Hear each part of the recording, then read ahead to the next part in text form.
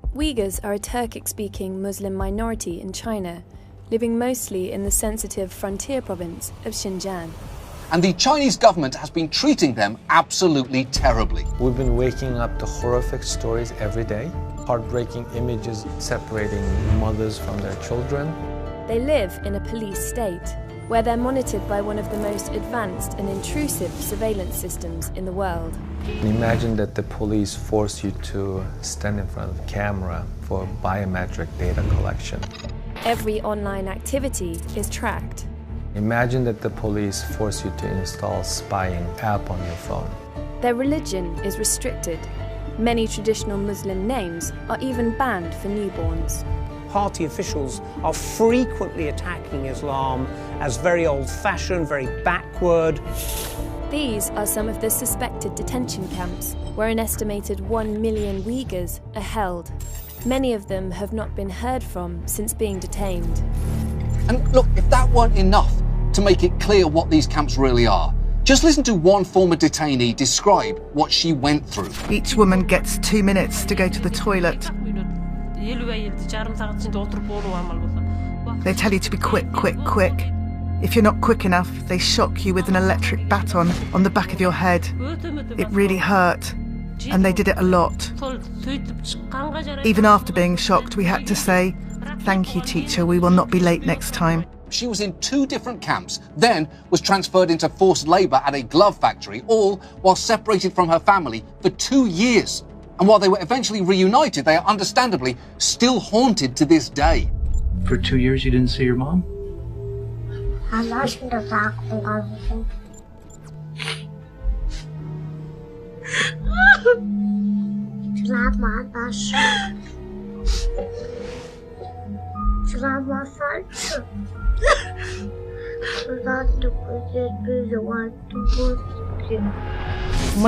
Mayakala burnumның şekilleri hem yerimni aldı.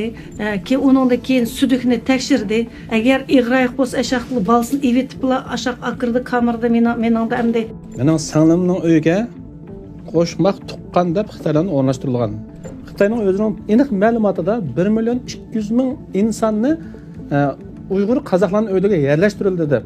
Shu sababdan nomusga chidamagan ayollarimiz nechisi o'lib olganlar bor. All you guys spent time in the camps. I mean, what was your crime? What were you each taken in for? Kur'an o'qigandim ham arab tili o'rgangandim, shuning uchun davlat parchalashga uringan deb qo'lga olgan.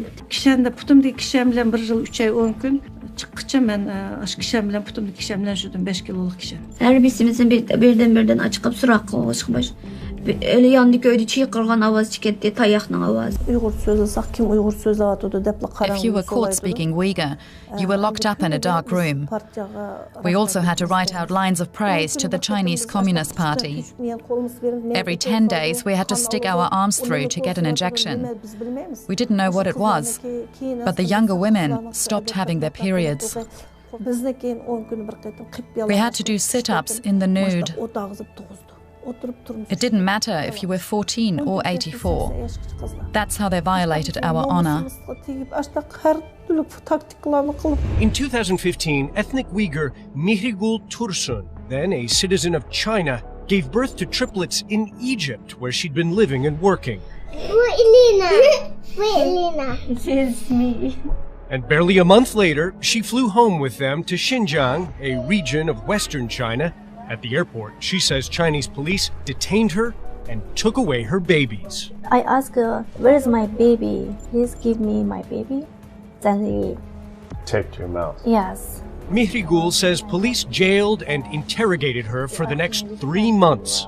The day of her release, she went to the children's hospital in Urumqi to see her infants. When I come hospital, doctor said, "Okay, my baby can go outside hospital." He said, "Yes, he died." I looked at him, what died? He said, "Your son died yesterday morning 6 o'clock." I don't believe it. And I scream, "Why you kill my son?" And they say, "If you scream, I call police. Stop. Be quiet." They forced us to take unknown pills and drink some kind of white liquid. The pill caused us to lose consciousness and reduced our cognition level. The white liquid caused loss of menstruation in some women and extreme bleeding in others, and even death. I also experienced torture in a tiger chair. The second time I was detained. I was taken to a special room and placed in a high chair. Bands held my arms and the legs in place and tightened when they pressed a button. The guards put a helmet on my shaved head. Each time I was electrocuted, my whole body would shake violently and I could feel the pain in my veins. I thought I would rather die than go through this torture. I begged them to kill me. I witnessed 9 deaths in my cell in 3 months. I cannot imagine how many deaths there must be in all the camps. Bizni har haftada kameradan kameraga yo'tkaydi.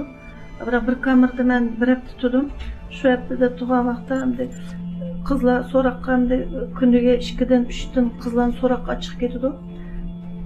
Shu so'roqdan kirgan qizlar hammasiniki mana jig'lantiqib timoqlarini elib, qizlarning hammasi badallari ko'kirib kamera yo'q ya batxalada.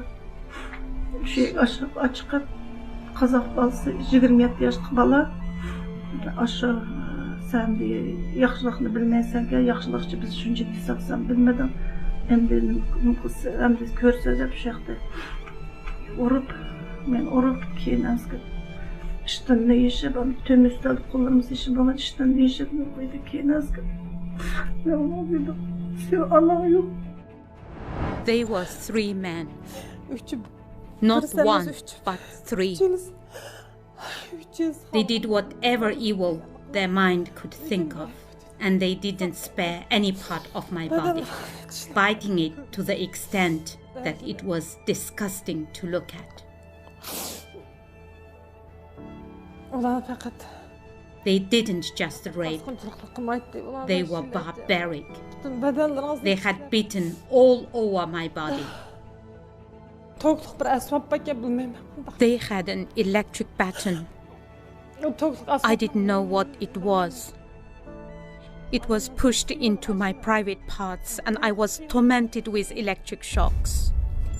Ballarım koyu ailem hemmimizge becerip menenki çıktı, Muhammed'nin çıktı, yolduşumnenki, şu 3 öylennenki burun çıktı, kalan 5 balamnenkine çıkarıp vermedi.